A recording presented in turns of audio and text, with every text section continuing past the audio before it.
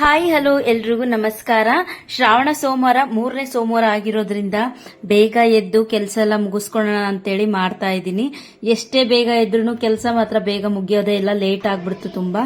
ಹಂಗಾಗಿ ನಾನು ಸ್ನಾನ ಮಾಡ್ಕೊಬಂದು ಪೂಜೆಗೆಲ್ಲ ರೆಡಿ ಮಾಡೋಣ ಅಂತೇಳಿ ಬೇಗ ರೆಡಿ ಆಗ್ತಾ ಇದ್ದೀನಿ.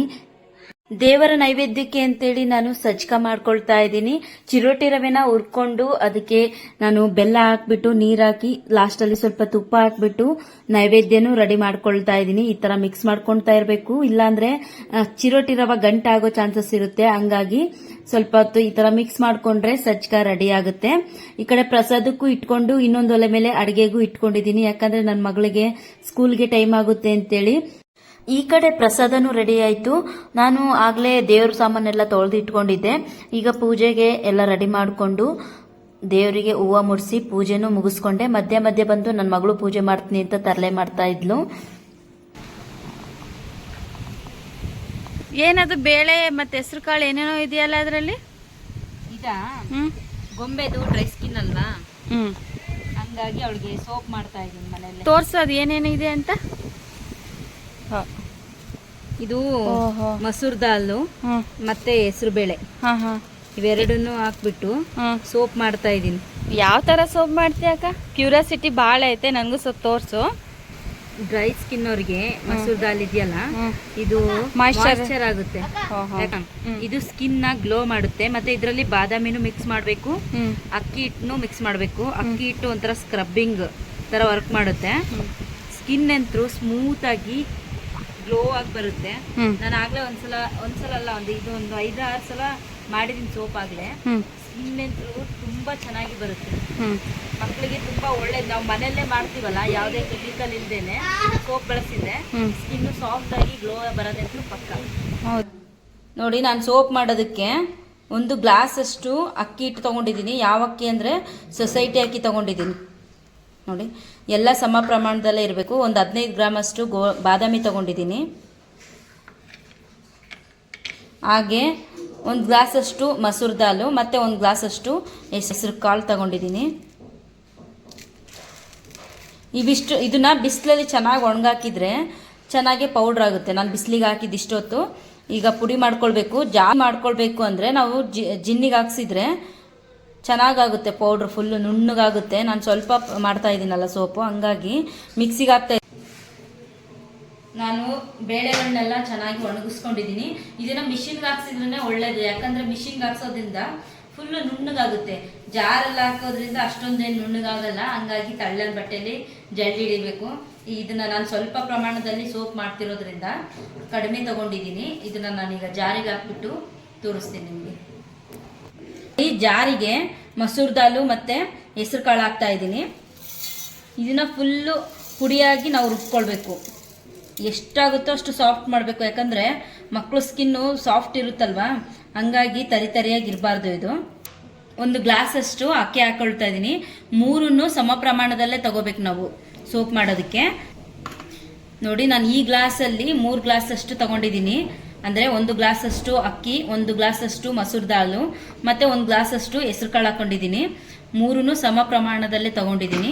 ಈಗ ಅಕ್ಕಿನೂ ಇದ್ರ ಜೊತೆಗೆ ಮಿಕ್ಸ್ ಮಾಡ್ತೀನಿ. ನುಣ್ಣಗೆ ರುಬ್ಕೊಳ್ಳೋಣ, ಇದನ್ನ ಪುಡಿ ಮಾಡೋಣ ಫುಲ್ಲು.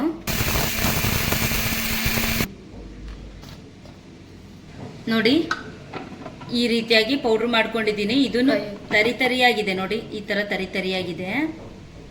ನೋಡಿ, ಈ ಥರ ತರಿಯಾಗಿದೆ. ಇದನ್ನ ನಾನು ಯಾವ ಥರ ಜಲ್ದಿ ಹಿಡ್ಕೋಬೇಕು ಅಂತ ತೋರಿಸ್ತೀನಿ. ನೋಡಿ, ಈ ಥರ ಒಂದು ವೇಲ್ ಆಯಿತು. ಕಾಟನ್ ಬಟ್ಟೆಯಲ್ಲಿ ಅಷ್ಟು ಇಳಿಯಲ್ಲ. ಒಂದು ವೇಲ್ ತಗೊಂಡು ಈ ವೇಲಲ್ಲಿ ನಾವು ಜಲ್ದಿ ಹಿಡಿಬೇಕಾಗುತ್ತೆ.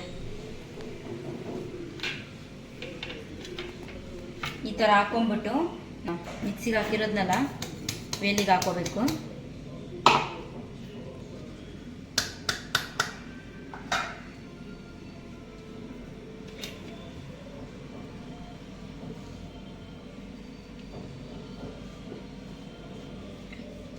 ನೋಡಿ, ಕೆಳಗಿಟ್ಟು ನೋಡಿ ಯಾವ ಥರ ಬೀಳ್ತಾ ಇದೆ.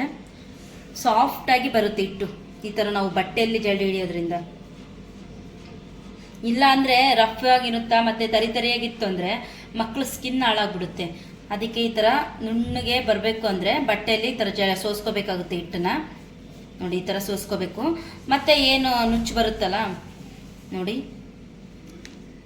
ಮತ್ತು ಈ ನುಚ್ಚನ್ನ ಮತ್ತೆ ಮಿಕ್ಸಿಗೆ ಹಾಕ್ಬಿಟ್ಟು ಇದೇ ರೀತಿಯಾಗಿ ನಾವು ಬಟ್ಟೆಲೆ ಜಲ್ಡಿ ಹಿಡಿಕೋಬೇಕಾಗುತ್ತೆ, ಸೋಸ್ಕೋಬೇಕಾಗುತ್ತೆ. ಮತ್ತೆ ಯಾರ್ದಾರು ಎಲ್ಪ್ ತಗೊಂಡು ಬೇಕಾದ್ರೂ ನಾವು ಈ ಥರ ಮಾಡ್ಕೊಳ್ಬೋದು. ನಾನಿಲ್ಲಿ 2 ಗ್ಲಿಸರಿನ್ ಸೋಪ್ ತಗೊಂಡಿದ್ದೀನಿ. ಇದೇ ಅದೇ ಅಂತ ಏನಿಲ್ಲ, ಯಾವ್ದು ಬೇಕಾದ್ರೂ ತಗೋಬಹುದು. ಅದು ಗ್ಲಿಸರಿನ್ ಸೋಪ್ ಆದ್ರೆ ಮಾತ್ರ. ನೋಡಿ ನಾನು 2 ತಗೊಂಡಿದ್ದೀನಿ.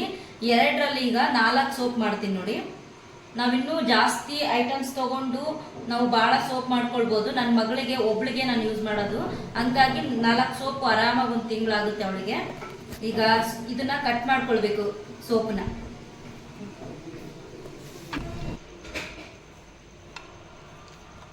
ತುಂಬ ಚೆನ್ನಾಗಿ ವರ್ಕ್ ಮಾಡುತ್ತೆ ಸೋಪ್ ಇದು. ನಾನು ಫಸ್ಟ್ ಟೈಮು ಬಳಸಿದಾಗಂತೂ ನನಗೆ ಆಶ್ಚರ್ಯ ಆಗೋಯ್ತು, ಇಷ್ಟು ಚೆನ್ನಾಗಿ ಕೆಲಸ ಮಾಡ್ತಿದೆಯಲ್ಲ ಈ ಸೋಪು ಅಂತೇಳಿ. ಅಷ್ಟು ಚೆನ್ನಾಗಿ ವರ್ಕ್ ಮಾಡುತ್ತೆ. ಸ್ಕಿನ್ನು 1 ತಿಂಗಳಲ್ಲೇ ಬೆಳ್ಳಗಾಗ್ಬಿಡುತ್ತೆ. ಯಾರ್ದಾದ್ರೂ ಡ್ರೈ ಸ್ಕಿನ್ ಇತ್ತು ಅಂದರೆ ಅವ್ರಿಗೆ ಚೆನ್ನಾಗಿ ವರ್ಕ್ ಮಾಡುತ್ತೆ. ಆಮೇಲೆ ಹೈಡ್ರೇಟ್ ಆಗಿರುತ್ತೆ ಯಾವಾಗಲೂ ಅವ್ರ ಸ್ಕಿನ್ನು. ನೋಡಿ ಈ ಥರ ನಾನು ಸೋಪ್ನ, ಗ್ಲಿಸರಿನ್ ಸೋಪ್ನ ಕಟ್ ಮಾಡಿ ಇಟ್ಕೊಳ್ತಾ ಇದ್ದೀನಿ. ನೋಡಿ ನಾನು ಗ್ಲಿಸರಿನ್ ಸೋಪ್ನ ಈ ರೀತಿಯಾಗಿ ಕಟ್ ಮಾಡಿ ಇಟ್ಕೊಂಡಿದ್ದೀನಿ. ಈಗ ಇದನ್ನ ಕರಗಿಸ್ಕೊಳ್ಬೇಕು. ಇದು ಸೋಪ್ ಮಾಡೋದು ನೋಡಿ, ನಾನು ಆನ್ಲೈನಲ್ಲಿ ತರಿಸ್ಕೊಂಡಿದ್ದೀನಿ. ಇದ್ರ ಲಿಂಕ್ನ ನಾನು ಡಿಸ್ಕ್ರಿಪ್ಷನ್ ಅಲ್ಲಿ ಹಾಕಿರ್ತೀನಿ, ಹೋಗಿ ಚೆಕ್ ಮಾಡ್ಕೊಳ್ಬೋದು. ಇದರಲ್ಲಿ ನಾವು 4 ಸೋಪ್ ಮಾಡ್ಕೊಳ್ಬೋದು. ನೋಡಿ ಯಾವ ಶೇಪಲ್ಲಿ ಬೇಕಾದ್ರೂ ಇದೆ. ಇಲ್ಲಿ ಹಾರ್ಟು, ರೌಂಡು ಮತ್ತು ಚೌಕಾಕಾರದಲ್ಲಿ ಇದೆ. ಈ ಥರ ವಿ ಶೇಪಲ್ಲೂ ಇದೆ. ನಾವು 4 ಥರ ಸೋಪ್ ಮಾಡ್ಕೊಳ್ಬೋದು. ತೋರಿಸ್ತೀನಿ ಬನ್ನಿ ಯಾವ ಥರ ಮಾಡೋದು ಅಂತೇಳಿ. ನಾನು ಕಟ್ ಮಾಡಿರೋ ಗ್ಲಿಸರಿನ್ ಸೋಪ್ನ ಒಂದು ಬೌಲಿಗೆ ಶಿಫ್ಟ್ ಮಾಡ್ಕೊಳ್ತಾ ಇದ್ದೀನಿ. ನೋಡಿ ಒಂದು ಸ್ಟೀಲ್ದಾದ್ರೂ ಅಥವಾ ಈ ಥರ ಪಿಂಗಾಣಿದು ಬೌಲ್ ತಗೊಂಡು ಇದರಲ್ಲಿ ಹಾಕ್ಕೊಳ್ಬೇಕು. ನೋಡಿ ನಾನು ಒಲೆ ಮೇಲೆ ಒಂದು ಅಗಲವಾಗಿರೋ ಬಾಣಲಿ ಅಥವಾ ಪಾತ್ರೆ ಯಾವುದಾದ್ರೂ ನಡೆಯುತ್ತೆ, ನೀರು ಹಾಕ್ಬಿಟ್ಟು ಕುದಿಯಕ್ಕೆ ಇಟ್ಟಿದ್ದೀನಿ. ಇದರೊಳಗೆ ನಾನು ಕಟ್ ಮಾಡಿರೋ ಸೋಪ್ನ ಇಟ್ಕೊತಾ ಇದ್ದೀನಿ. ನೋಡಿ ಈ ಥರ ನೀರಲ್ಲೇ ಕರಗಿಸ್ಕೊಳ್ಬೇಕು, ಬಿಸಿನೀರಲ್ಲೇ ಕರಗುತ್ತದು. ಒಂದು 2 ನಿಮಿಷ ಬಿಟ್ಟರೆ ಸಾಕು, ಫುಲ್ ಕರಗೋಗ್ಬಿಡುತ್ತೆ ಸೋಪು ಬಿಸಿನೀರಲ್ಲಿ. ನೋಡಿ ಯಾವ ರೀತಿಯಾಗಿ ಕುದೀತಾ ಇದೆ ನೀರು. ಈಗ ಗ್ಲಿಸರಿನ್ ಎಲ್ಲ ಕರಗ್ತಾ ಬರುತ್ತೆ.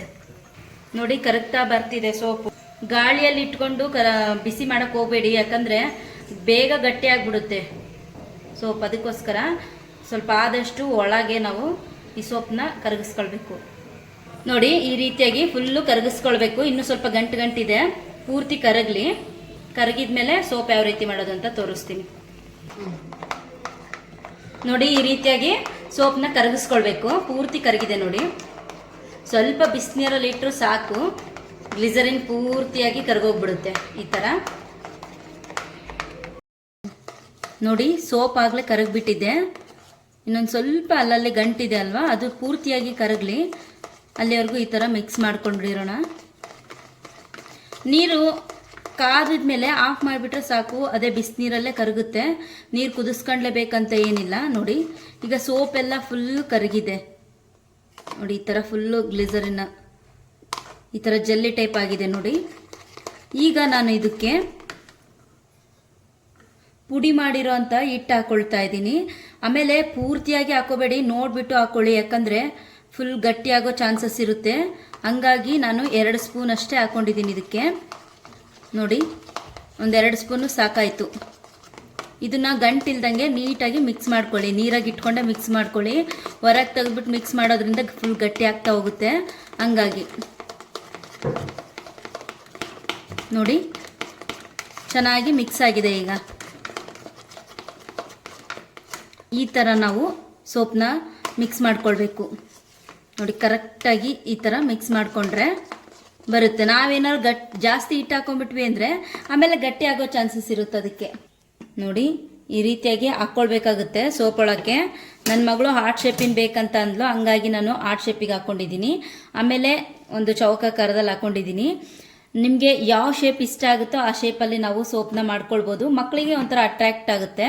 ಇದನ್ನು ನಾನು ಒಂದ್ಸಲ ತಳದಲ್ಲಿ ಕ್ಲೀನಾಗಿ ಕುತ್ಕೊಂಡಿತ್ತಿಲ್ಲೋ ಅಂತೇಳಿ ಈ ಥರ ಮಾಡ್ತಾಯಿದ್ದೀನಿ. ಈಗ ಕರೆಕ್ಟಾಗಿ ಇದನ್ನು ಒಂದು ಅರ್ಧ ಗಂಟೆ ಅಷ್ಟೇ ಸಾಕು. ಹೊರಗಡೆ ಆದರೆ ಒಂದು 2 ಅವರ್ಸ್ ಬಿಡಬೇಕಾಗುತ್ತೆ. ಫ್ರಿಜ್ಜಲ್ಲಾದರೆ ಒಂದು ಅರ್ಧ ಗಂಟೆ ಇಟ್ಟರೆ ಗಟ್ಟಿ ಆಗಿಬಿಡುತ್ತೆ ಸೋಪು. ಈಗ ನನಗೆ ಬೇಗ ಬೇಕಾಗಿತ್ತೆ, ಹಂಗಾಗಿ ನಾನು ಫ್ರಿಜ್ಜಲ್ಲಿ ಇಡ್ತೀನಿ ಇದನ್ನು. ಈಗ ನಾನು ಇದನ್ನು ಫ್ರೀಝರ್ನಲ್ಲಿ ಇಡ್ತಾ ಇದ್ದೀನಿ. ಒಂದು ಅರ್ಧ ಗಂಟೆ ಇಟ್ಟರೆ ಬೇಗ ಗಟ್ಟಿ ಆಗಿಬಿಡುತ್ತೆ. ಬೇಗ ಆಗಿಬಿಡ್ಲಿ ಅಂತೇಳಿ ನಾನು ಫ್ರಿಜ್ ಒಳಗೆ ಇಡ್ತಾ ಇರೋದು. ನೋಡಿ, ಈಗ ನಾನು ಫ್ರಿಜ್ಜಿಂದ ಸೋಪ್ ತೆಗೆದಿದ್ದೀನಿ. 10 ನಿಮಿಷ ಆದಮೇಲೆ ಯಾವ ರೀತಿಯಾಗಿ ಗಟ್ಟಿಯಾಗಿದೆ ಅಂತ ತೋರಿಸ್ತೀನಿ. ನೋಡಿ ಎಷ್ಟು ಚೆನ್ನಾಗಿ ಬಂದಿದೆ ಶೇಪ್ ಅಂತೇಳಿ ಸೋಪಿಂದು. ಇಟ್ಕೊಂಬ, ಎಷ್ಟು ಚೆನ್ನಾಗಿ ಸಾಫ್ಟಾಗಿ ಸೋಪು ಬಂದಿದೆ ಅಂತ ಹೇಳಿ. ನಾನು ಹಿಟ್ಟನ್ನ ಫುಲ್ ಪೌಡ್ರ್ ಥರ ಪೇಸ್ಟ್ ಮಾಡಿದ್ಕೆ ಈ ಥರ ಬಂದಿದೆ. ಅಕಸ್ಮಾತ್ ನಾವೇನಾದ್ರು ಹಿಟ್ಟು ನುಣ್ಣಗಿಲ್ಲ ಅಂದಿದ್ರೆ ತರಿಯಾಗಿ ಬರೋದು, ಮತ್ತೆ ಮಕ್ಕಳು ಸ್ಕಿನ್ನೂ ಹಾಳಾಗ್ಬಿಡುತ್ತೆ. ನೋಡಿ, ಈ ಥರ ಪೌಡ್ರ್ ಥರ ಮಾಡಿರೋದಕ್ಕೆ ಫುಲ್ ಸಾಫ್ಟಾಗಿ ಬಂದಿದೆ. ನೋಡಿ, ನಿಮಗೆ ತೋರಿಸ್ತೀನಿ ನಾನು ಎಷ್ಟು ಚೆನ್ನಾಗಿ ಬಂದಿದೆ ಅಂತೇಳಿ. ಪರಿಮಳ ಇದೆ. ಕೆಲವರಿಗೆ ಡೌಟ್ ಇರುತ್ತೆ, ನಾವು ಹಿಟ್ಟಾಕಿ ಸೋಪ್ ಮಾಡಿರೋದ್ರಿಂದ ನೊರೆ ಬರುತ್ತಾ ಇಲ್ಲೋ ಅಂತ. ಅದನ್ನು ನಿಮಗೆ ತೋರಿಸ್ತೀನಿ ನಾನು, ನೊರೆ ಬರುತ್ತಾ ಇಲ್ಲೋ ಅಂತೇಳಿ. ನೋಡಿ, ಸೋಪು ನೊರೆ ಬರುತ್ತಿಲ್ಲ ಅಂತ ಎಷ್ಟೋ ಜನಕ್ಕೆ ಡೌಟ್ ಇರುತ್ತೆ. ನಿಮಗೆ ಇಲ್ಲಿ ತೋರಿಸ್ತೀನಿ ನಾನು ಲೈವಲ್ಲಿ. ನೋಡಿ, ನೊರೆ ಬರ್ತಾ ಇದೆ ಸೋಪು. ತುಂಬ ಸಾಫ್ಟಾಗಿಯೂ ಆಗಿದೆ ಸೋಪು. ಆರಾಮಾಗಿ ನೀವು ಮನೆಯಲ್ಲಿ ಈ ಥರ ಸೋಪ್ನ ಮಾಡ್ಕೊಳ್ಬೋದು. ಮಕ್ಕಳ ಸ್ಕಿನ್ನೂ ಅಷ್ಟೇ ಗ್ಲೋ ಆಗುತ್ತೆ, ಸ್ಮೂತ್ ಆಗುತ್ತೆ.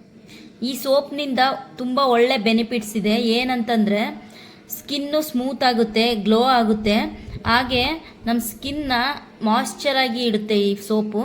ನನ್ನ ಮಗಳದು ಡ್ರೈ ಸ್ಕಿನ್ನು, ಅವಳಿಗೆ ಬಿಸಿಲಿಗೆ ಹೋದ ತಕ್ಷಣ ಸಾಕು ಒಂದು ಸ್ವಲ್ಪ ಉರಿ ಬರೋದು ಹಂಗೆಲ್ಲ ಆಗ್ಬಿಡ್ತಿತ್ತು. ಅದಕ್ಕೆ ಏನು ಮಾಡೋದು ಅಂತ ಯೋಚನೆ ಮಾಡಿದಾಗ ನಾನು ಇದನ್ನೆಲ್ಲ ಯೂಸ್ ಮಾಡಿದೆ. ಮಸೂರ್ ದಾಲ್ ಇದೆಯಲ್ಲ, ಅದು ನಮ್ಮ ಬೇಬಿ ಸ್ಕಿನ್ನ ಮಾಯ್ಶ್ಚರ್ ಆಗಿ ಇಡುತ್ತೆ. ಅದನ್ನು ನಾನು ತಿಳ್ಕೊಂಡೆ. ಹಂಗಾಗಿ ನಾನು ಮಸೂರ್ ದಾಲು ಮತ್ತು ಬಾದಾಮಿ ಮಕ್ಕಳ ಸ್ಕಿನ್ನ ಗ್ಲೋ ಮಾಡುತ್ತೆ, ಆಮೇಲೆ ಅವ್ರ ಸ್ಕಿನ್ನ ಸ್ಮೂತ್ ಮಾಡುತ್ತೆ. ಹಂಗಾಗಿ ಇಷ್ಟು ಐಟಮ್ಸ್ನೂ ಹಾಕ್ಬಿಟ್ಟು ನಾನು ಈ ಸೋಪ್ನ ತಯಾರಿಸಿದ್ದೀನಿ.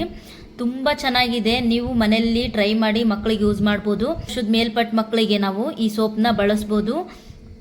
ನಾನಂತರೂ ನನ್ನ ಮಗಳಿಗೆ ಯೂಸ್ ಮಾಡಿದ್ದೀನಿ. ತುಂಬ ಯೂಸ್ಫುಲ್ ಆಗಿದೆ ಸೋಪು. ಈ ಸೋಪ್ನಿಂದ ಅವಳ ಸ್ಕಿನ್ ಡ್ರೈ ಆಗಿತ್ತಲ್ಲ, ಸ್ವಲ್ಪ ಮಾಯ್ಶ್ಚರ್ ಆಗಿದೆ.